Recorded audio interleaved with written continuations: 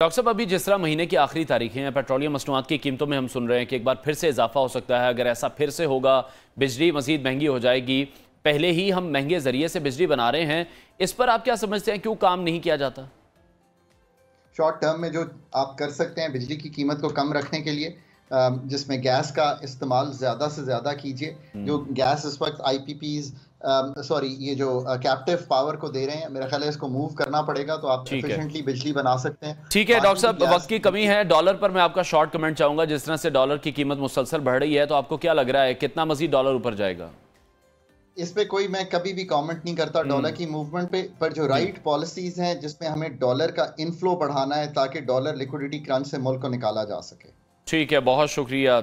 माहिर मईशत डॉक्टर खाकान नजीब हमारे साथ इन कॉन्वर्सेशन थे। ब्रेक लेते हैं, हेडलाइंस के बाद आप करेंगे। Stay with us. जिस तरह PIA की जानिब से हम देख रहे हैं कि कहा गया है वजारत ख़जाना को कि 23 अरब उन्हें फराहम किए जाएँ, तो PIA को भी हम बड़े अरसे से सुन रहे हैं कि खसारे में चलती है। तो PIA कब तक आपको लगता है प्राइवेटाइजेशन की तरफ जाएगी, जाना चाहिए? कब ये मामला भी सॉर्ट आउट होगा? हुकूमत क्यों इतने खसारे वाले इदारे चला रही है?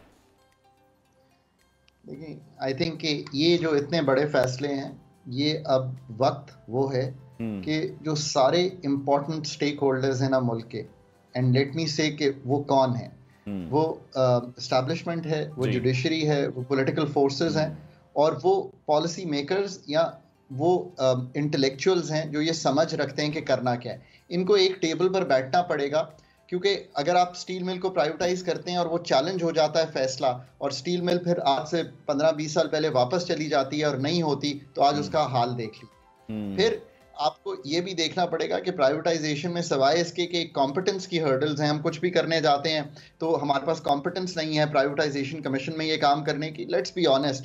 दूसरी हर्डल ये है कि ये अदारे के सारे एम्प्लॉइज खड़े हो जाते हैं। इनको भी समझाना पड़ेगा कि भाई, जब टेलीकॉम प्राइवेटाइज हुई तो आगे बढ़े ही हैं नौकरियां।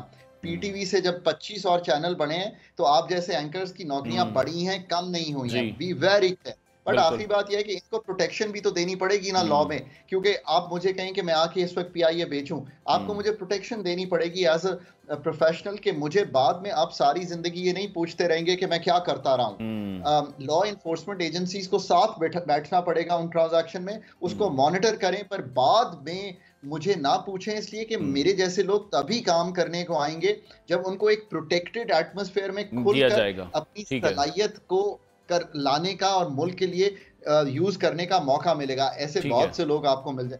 ये जब सारा एम्बियंस बनेगा तो PIA को होगा। PIA in the short run बहुत ट्रबल में है। मुझे थोड़ी सी घबराहट है उस पर, क्योंकि ऑब्वियसली वो तो एक ऐसी लीकिंग शिप है जिसको सेल रखने के लिए ऊपर से पानी यानी कि फाइनेंशियल रिसोर्सेज डालने पड़ते हैं। आई एम श्योर कि अथॉरिटीज जो है वो स्मार्ट इनफ हैं टू हैंडल दिस। ठीक है।